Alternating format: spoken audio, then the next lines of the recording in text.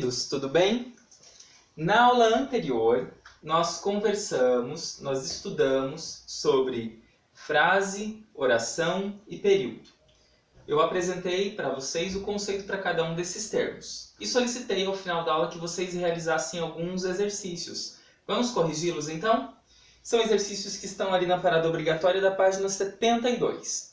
Exercício número 1. Acompanhem comigo, por favor. Leia a seguinte frase. O final de semana chegou. Usando sinais de pontuação, transforme-a em frase interrogativa e exclamativa. Depois, explique o que elas retratam. Então, o enunciado pediu para que vocês trocassem o sinal de pontuação usado na frase, elaborando uma frase interrogativa e outra exclamativa. Bom, na interrogativa ficou da seguinte forma. O final de semana chegou? Nesse caso, tem uma pergunta direta, tem um questionamento feito ao meu interlocutor, ok?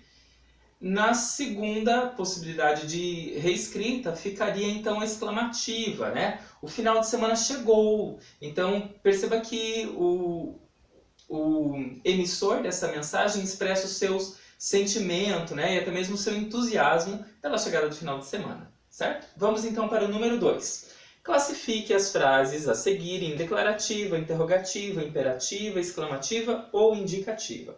Letra A. Este livro é bastante interessante. Nela, eu tenho uma declaração. Então, eu tenho uma frase declarativa. Por quê? Há um juízo, há uma opinião a respeito do que é dito, certo? Letra B. Pare de ler um pouco, menina. Eu tenho aqui uma frase imperativa, né? Eu tenho o verbo no imperativo, que traz a ideia de uma solicitação, de uma ordem, né? De um pedido. Letra C. Que livro que prende a gente? Perceba que tem ali a exclamação. Então, eu tenho uma frase exclamativa porque expressa um sentimento, né? A minha admiração pelo livro que eu estou lendo. Tenho aqui, na sequência, a letra D. Escola a 200 metros. Perceba que aqui eu tenho uma frase indicativa porque ela traz uma informação. Tenho agora a letra E. Por que este livro é tão bom? Eu tenho aqui uma frase interrogativa direta porque ela faz um questionamento ao interlocutor. Número 3. Agora que você entendeu a diferença entre oração e frase, transforme as frases a seguir em orações. Então eu tenho ali da letra A, letra F, somente frases nominais, porque não há presença de verbo. Eu imagino que cada um tenha criado, né, tenha usado a criatividade para elaborar essas frases. Então, certamente, há várias possibilidades de estarem certas, né? Então, vamos fazer juntos ali a letra A. Eu tenho a frase, que susto. Eu posso, então, incluir um verbo nessa frase. Por exemplo, posso dizer assim, que susto você me deu.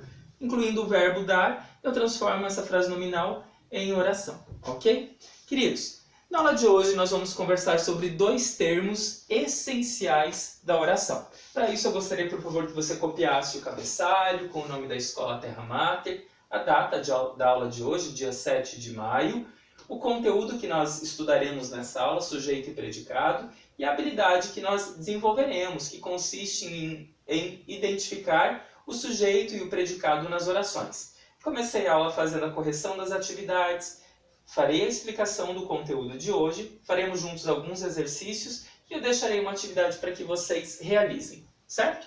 Para isso, eu gostaria que vocês fizessem a leitura daquela frase retirada de um artigo de opinião que está ali no quadro.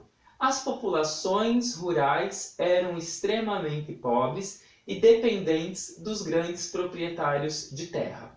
Ok? Faça a leitura, coloque uma pausa para copiar. Eu quero, por favor, que você responda a 2 perguntas referentes ao que está ali no quadro. A primeira é, que palavras presentes na frase nomeiam quem tinha as características indicadas pelo verbo ser? Bom, o verbo ser está aqui. Vou repetir a pergunta, então, para que você responda o que eu solicitei. Que palavras presentes na frase nomeiam quem tinha as características indicadas pelo verbo ser? Bom, certamente você vai me dizer que as populações rurais, ok? Certíssimo, é isso mesmo. Agora a próxima pergunta. O que foi declarado no trecho em relação a quem tinha essas características? O que foi declarado sobre quem tinha essas características? Que eram extremamente pobres e dependentes dos grandes proprietários de terra. Ok? Muito bem. Então, vamos conversar um pouquinho sobre essa frase que nós acabamos de ler e acabamos de analisar. Muito bem. As respostas para essas perguntas que eu fiz, né, analisando essas perguntas e as respostas, você pôde, com certeza, perceber que a oração ela é formada por dois termos, o sujeito e o predicado. Você relembrou isso, porque na verdade você já estudou em algum momento, né? E o sujeito e o predicado são denominados, são chamados de termos essenciais da oração, pois com base nessa relação que há entre esses dois termos, se organiza a maioria das frases da nossa língua, tá? Então, na frase que nós temos ali, você identificou o sujeito como as populações rurais e o predicado em eram extremamente pobres e dependentes dos grandes proprietários de terra. Ok? Vamos então, seguindo. Temos aqui o título de uma notícia. Vamos fazer a leitura juntos deste título ali? Nos diz o seguinte: equipe de vôlei feminino reinicia as atividades. Tenho também algumas perguntinhas sobre esse título da notícia. A primeira pergunta é: qual o sujeito presente nesse título? Qual é o sujeito que você consegue identificar presente aqui no título? Você vai marcar equipe de vôlei feminino. Tudo isso é o sujeito, ok? Agora tem uma outra pergunta para nós aprofundarmos um pouquinho mais. Qual das palavras presentes no sujeito concentra o significado desse conjunto de palavras? Qual palavra aí dentro dessas que estão aí no sujeito que concentra? A palavra equipe, ok? Muito bem, faça anotação ali nas suas respostas, por favor. Agora eu quero conversar com vocês a respeito disso, né, que nós estudamos sobre o núcleo do sujeito, o seguinte, tá? Entre as palavras que podem compor o sujeito e também o predicado de uma oração, há uma que sempre vai ser a principal, porque ela concentra o significado desses termos, ok? Essa palavra, ela recebe o nome de núcleo, tá? E quais palavras que podem desempenhar o papel de núcleo de um sujeito? Pode ser um substantivo, pode ser um pronome, pode ser um numeral ou até mesmo uma palavra substantivada.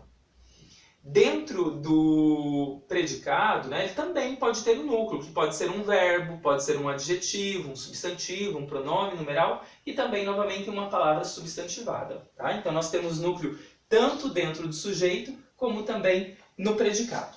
Você recebeu, junto com o material dessa videoaula, um texto chamado O Disfarce. Vamos fazer a leitura juntos desse texto para que nós possamos analisar ali as questões que são apresentadas?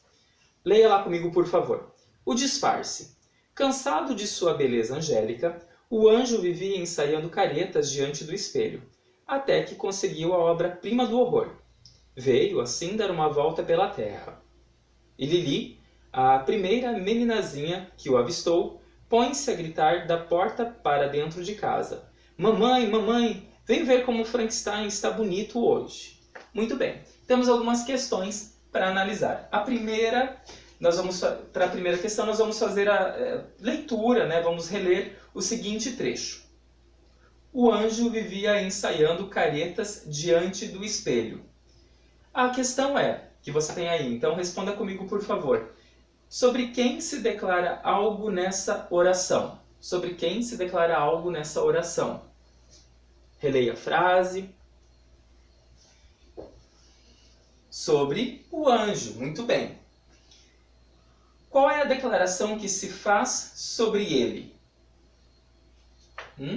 Que ele vivia ensaiando caretas diante do espelho. O texto diz isso, não é? Agora, a terceira questão. Qual é o núcleo do sujeito dessa oração? Núcleo do sujeito da oração. O sujeito é o anjo. O núcleo, a palavra que concentra, qual é? A palavra anjo, muito bem. Agora, releia, por favor, um outro trecho também retirado desse texto. O Frankenstein está bonito hoje. Qual é o sujeito dessa oração? O Frankenstein. Muito bem. E qual é o predicado? Está bonito hoje, certo? Letra C. O predicado da oração narra uma ação do sujeito ou apresenta uma declaração sobre ele? E aí, analisando, releia a frase. Narra uma ação praticada por ele ou declara algo sobre ele? Certamente, declara algo sobre ele. O que é declarado sobre ele é que ele está bonito hoje, ok? Bom, analisando esses textos, também essas frases, eu espero que você tenha relembrado a definição desses conceitos. Como eu falei, você já estudou em algum momento, não é? E às vezes a gente acaba se esquecendo de alguma definição. Com base nas explicações da aula de hoje, eu gostaria, por favor, que você realizasse os exercícios da parada obrigatória. Você encontrará os exercícios nas páginas 74, 75 e 76. Na próxima aula, eu farei a correção desses exercícios. Se ficou alguma dúvida, por favor, assista novamente a videoaula ou encaminhe sua dúvida para a escola irá repassá-la a mim, eu responderei, para sanar a dúvida que você possivelmente possa ter sobre o conteúdo. Eu desejo a você bons estudos, até a nossa próxima videoaula e um grande abraço.